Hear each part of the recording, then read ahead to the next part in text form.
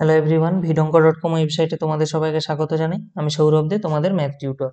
এখানে দেখো, আমাদের একটি চলকের তিনটি মান দেওয়া আছে, 4, 5 ও 7।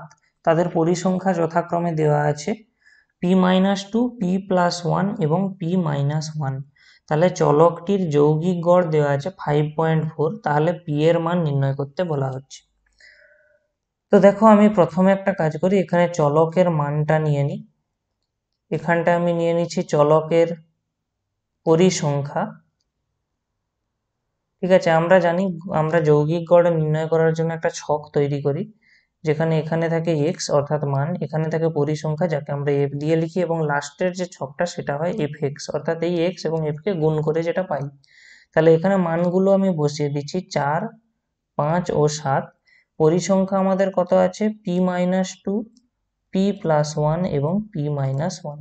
এবং লাস্টে আমরা আরেকটা রো করি বা সারি করি, যেখানে আমরা মোট লিখি।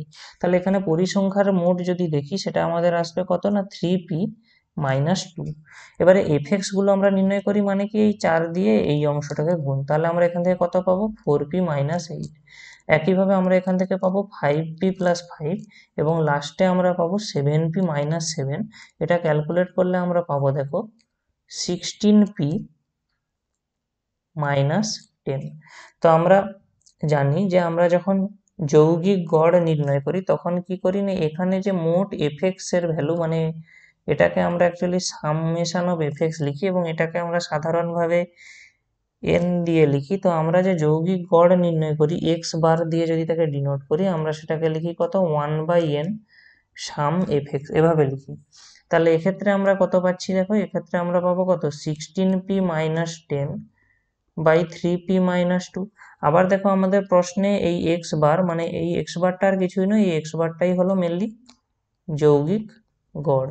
তো আমাদের যৌগিক গড়ের মান আমরা জানি কত না, 5.4। তাহলে 5.4 সমান আমরা কি পাচ্ছি, 16p-10/3p-2। তাহলে আলটিমেটলি আমরা এখান থেকে কি পাবো, দেখো, 16p-10 equal to 5.4 into 3p-2। তার মানে কি এখানে গুণ হবে একবার আর এখানেও একবার গুণ হবে।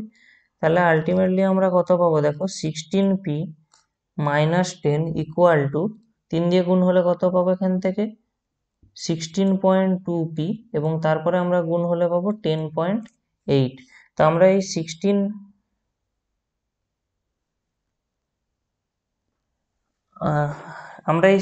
16p কে এই সাইডে এবং এখানে থাকা 10.8 কে এই সাইডে নিয়ে এলে আমরা অ্যাকচুয়ালি কত পাবো, দেখো, 16.2p-16p ইকুয়াল টু 10.8 - 10।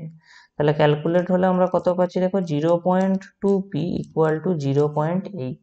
অর্থাৎ এখান থেকে আমরা সহজেই নির্ণয় করতে পারি p এর মান কত হবে। তাহলে p এর মান আমাদের হবে 0.8/0.2। তো পয়েন্টগুলো ক্যান্সেল হয়ে যাবে এবং কাটাকাটি হয়ে যাবে, 2 দিয়ে 8কে আমরা পেয়ে যাবো 4। তো আমাদের এখানে অ্যাকচুয়ালি নির্ণয় করতে বলা হয়েছিল যে p এর মান কত। তো p এর মান হবে 4। vidonko.com ওয়েবসাইটে ম্যাথটি দেখার জন্য অসংখ্য ধন্যবাদ। এরকমই নানা প্রশ্ন ও তাদের সমাধানের জন্য আমাদের ওয়েবসাইটটি ভিজিট করো।